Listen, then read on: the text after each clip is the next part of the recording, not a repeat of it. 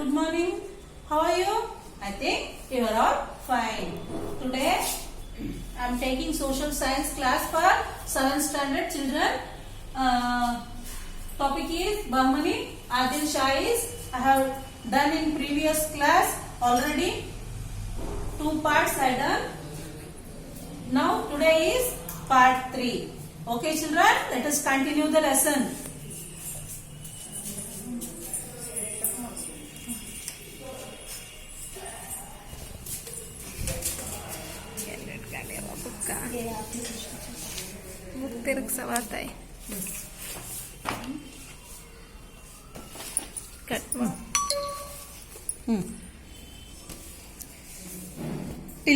Till here I have done the lesson. Ibrahim Adil Shah II, 1580 to 1626. Ibrahim Adil Shah II was the great king among the other sultans. Ibrahim Adil Shah was the second great king among the other sultans. Kingdom was expanded and became rich in this period. In this period, kingdom became expanded ಅಂದ್ರೆ ಹರಡಿತು, ಎಲ್ಲ ಕಡೆ capture ಮಾಡ್ಕೊಂಡ್ರು, ಹಂಗಾಗಿ rich ಆಗಿತ್ತು. Had A title called ಜಗದ್ಗುರು ಬಾದ್ಶಾ. ಇವರಿಗೆ ಒಂದು ಬಿರುದಿತ್ತು, title ಇತ್ತು, ಜಗದ್ಗುರು ಬಾದ್ಶಾ ಅಂತ ಹೇಳ್ಬಿಟ್ಟು. He was tolerant of other religions. He sheltered many Hindu philosophers, poets and musicians in his court. He ರೆನೋವೇಟೆಡ್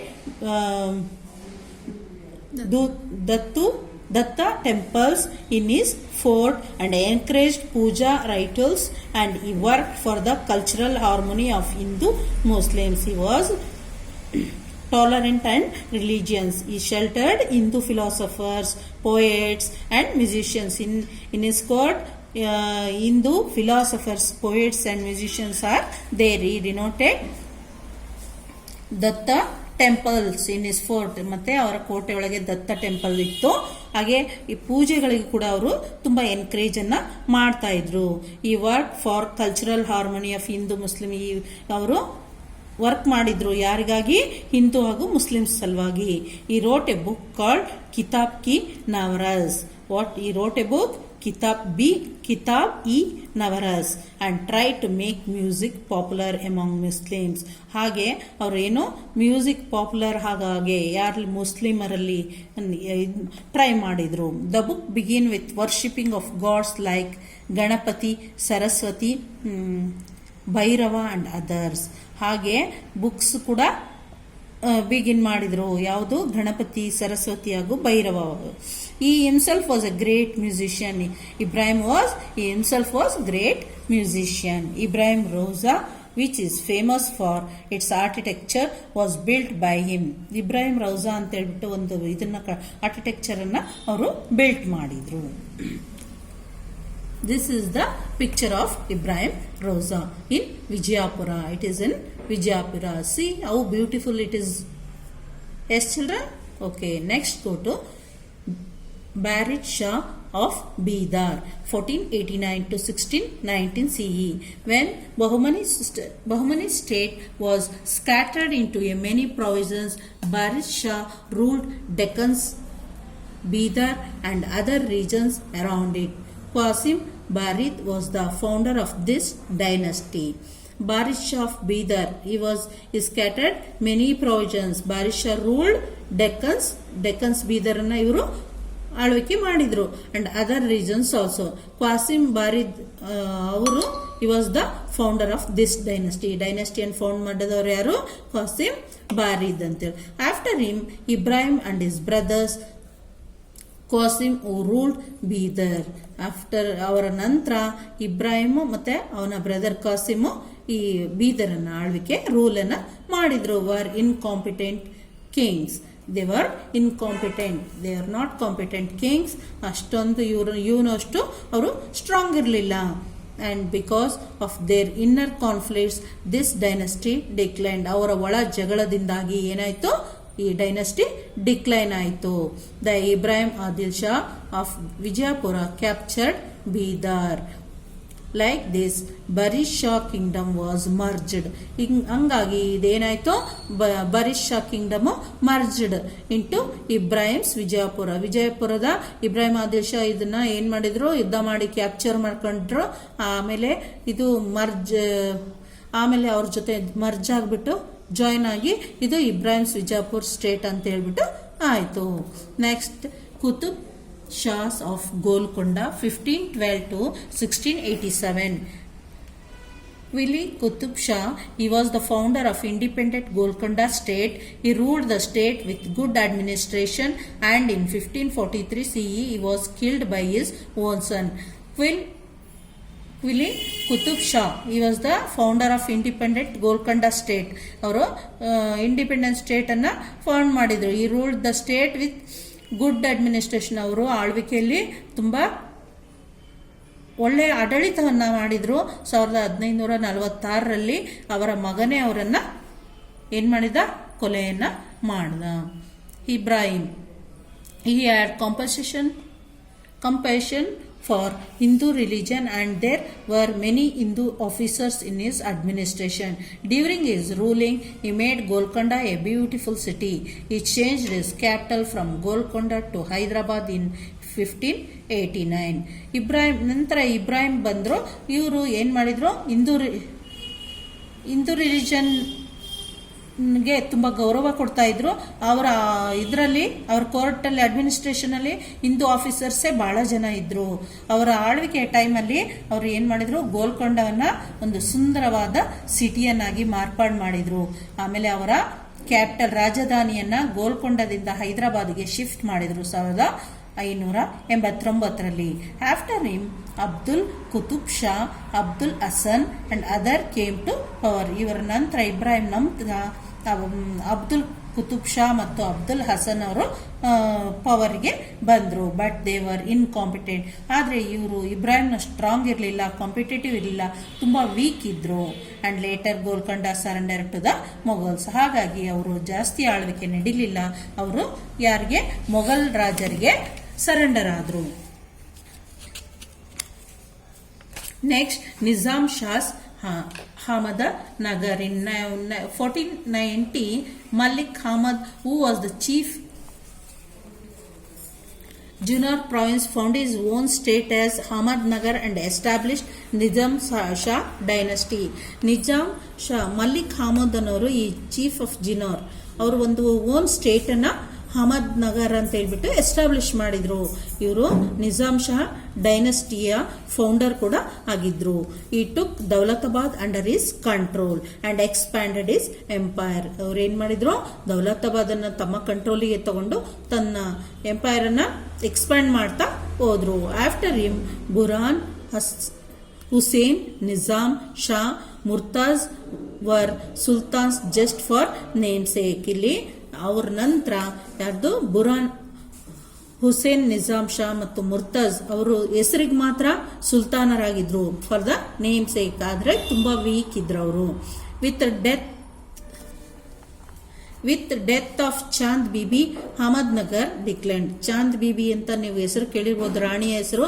ಅವರ ಡೆತ್ ನಂತರ ಅಹಮದನಗರ ಏನಾಯ್ತು, ಡಿಕ್ಲೈನ್ ಆಯ್ತು. And later in 1637, during the period of Shahjahan, Mughal king, Ahmednagar was merged into Mughal state.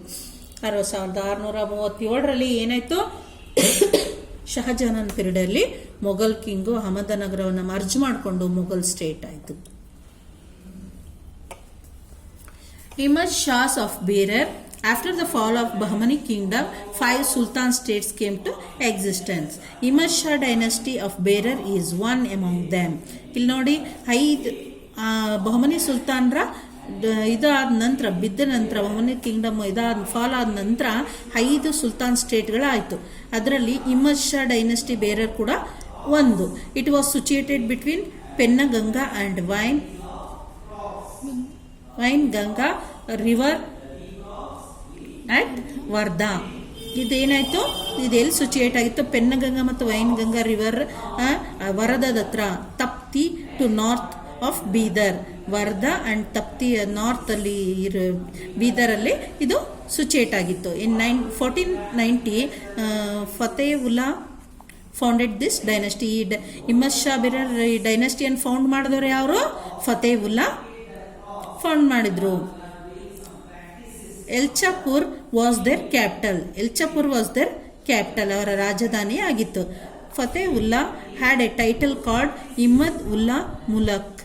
ಇವರಿಗೆ ಒಂದು ಬಿರ್ದಿತ್ತು ಇಮ್ಮದ್ ಉಲ್ಲಾ ಮುಲಕ್ ಅಂತ. After his death in 1504 his son Alauddin Imad Shah came to power. ಅವರ 1504 ತೀರ್ಕೊಂಡ್ರು. ಅವ್ರ ನಂತರ ಅಲಾವುದ್ದೀನ್ ಇಮ್ಮದ್ ಶಾ ಅವರು ಪವರ್ಗೆ ಬಂದರು. ಈ ವ್ಯಾಸ್ ಅನ್ ಇನ್ಕಾಂಪಿಟೆಂಟ್ ಕಿಂಗ್. ಇವರು ಕೂಡ ತುಂಬಾ ವೀಕ್ ಆಗಿದ್ರು. After him his son Dariya Imad Shah came to power. ಅವ್ರ ನಂತರ ಅವ್ರ ಮಗ Dariya Imad Shah came to power. Even during his rule also Berar dynasty continued battle with neighbouring states. ಅವರ ಆಳ್ವಿಕೆಯಲ್ಲಿ ಕೂಡ ಬೇರರ್ ಡೈನಸ್ಟಿ ಏನ್ ಮಾಡ್ತು? ಯುದ್ಧಗಳನ್ನ ನೈಬರಿಂಗ್ ಸ್ಟೇಟ್ ಜೊತೆ ಮಾಡ್ತಾ ಇತ್ತು. After the death of Darya Imad Shah, his little son Buran Imad Shah took the power. Darya Imad Shah ನಂತರ ಅವರ ಮಗ ಬುರಾನ್ ಇಮದ್ ಶಾ ಕೂಡ ಪವರಿಗೆ ಬಂದರು. During his rule power came to the hand of usurper called Tufail Khan, and later a Birar dynasty fell to the hand of Vijayapura Sultans. ಇವ್ರ ನಂತರ ಏನಾಯ್ತು? During his rule ಅವರ ಇದು ತುಫೈಲ್ ಖಾನ್ ಅಂತಿದ್ರು, ಅವರ ಹ್ಯಾಂಡಲ್ಲಿ ಆಯ್ತು. ನಂತರ ಲೇಟರ್ ಇದು ಬೇರರ್ ಡೈನಸ್ಟಿ ಅದರ ಇದು ಮುಗಿದ್ದು ಅದು ವಿಜಯಪುರ ಸುಲ್ತಾನರಿಗೆ ಸೇರಿತ್ತು. The contribution of Adil Shahs. During the region of 200 years, Adil Shah of Vijayapura contributed a lot to the fields of education, literature, music, fine arts, art and sculpture. ಏನಾಯ್ತು? 200 ವರ್ಷದ ಆದಿಲ್ ಶಾಹಿಯರ ಆಳ್ವಿಕೆಯ ನಂತರ ಏನಾಯ್ತು? ಅವರು ಮಾಡಿರೋಂಥ ಕಾಂಟ್ರಿಬ್ಯೂಷನ್ ತುಂಬಾನೇ ಇತ್ತು. ಯಾವುದರಲ್ಲಿ? ಫೀಲ್ಡ್ ಆಫ್ ಎಜುಕೇಶನ್ ಇರ್ಬೋದು, literature, music, fine art, architecture and art and sculpture ಅಲ್ಲಿ.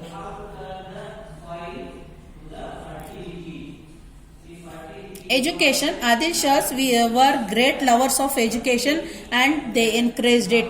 ಆದಿಲ್ ಶಾ ಅವರು ಏನು ಎಜುಕೇಶನ್ ಅಂದ್ರೆ ಬಹಳ ಅವರಿಗೆ ಪ್ರೀತಿ ಇತ್ತು, ಹಂಗಾಗಿ ಅದಕ್ಕೆ ತುಂಬಾ ಎನ್ಕರೇಜ್ ಮಾಡಿದ್ರು. Their education policy was developed Islamic culture. Education policy ಹೇಗಿತ್ತು ಅಂದ್ರೆ ಇಸ್ಲಾಮಿಕ್ ಕಲ್ಚರಲ್ ಇತ್ತು. Maktab, mosque and madrasa college were educational centres. ಇಲ್ಲಿ ಏನಾಗಿದೆ? ಮುಕ್ತಬ್ ಮತ್ತು ಮದ್ರೆಸಾ ಕಾಲೇಜ್ಗಳಲ್ಲಿ ಎಜುಕೇಶನಲ್ ಸೆಂಟರ್ ಆಗಿದ್ವು. Knowledge, religion, law, poetry and other were taught. ಅಲ್ಲಿ ನಾಲೆಡ್ಜ್, ರಿಲಿಜನ್, ಲಾ, ಪೊಯೆಟ್ರಿ ಎಲ್ಲವನ್ನು ಕಲಿಸ್ತಾ ಇದ್ರು. Educational institutions were under kings patronage. Educational institutions ಹೇಗಿತ್ತು?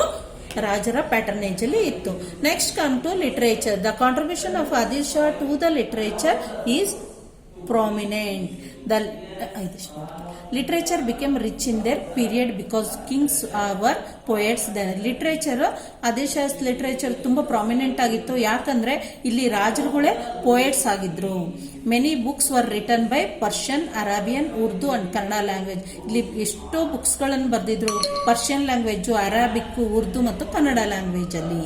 Okay children, Persian poet Ferishta, Tarikh e Ferishta and Gulshan e Ibrahim, Urdu poet Abdul Ibrahim Nama and Mulla Nusrati's Ali Nama, Kannada poet Narahari to Torve and Torve Ramayana.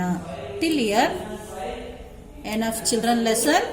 In next class I'll do the lesson children. Okay, today's homework is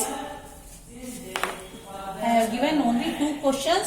Name 5 Shahi dynasties, name Muhammad Ghawan's achievements. You should write it and send it through the parents. Okay, thank you, bye.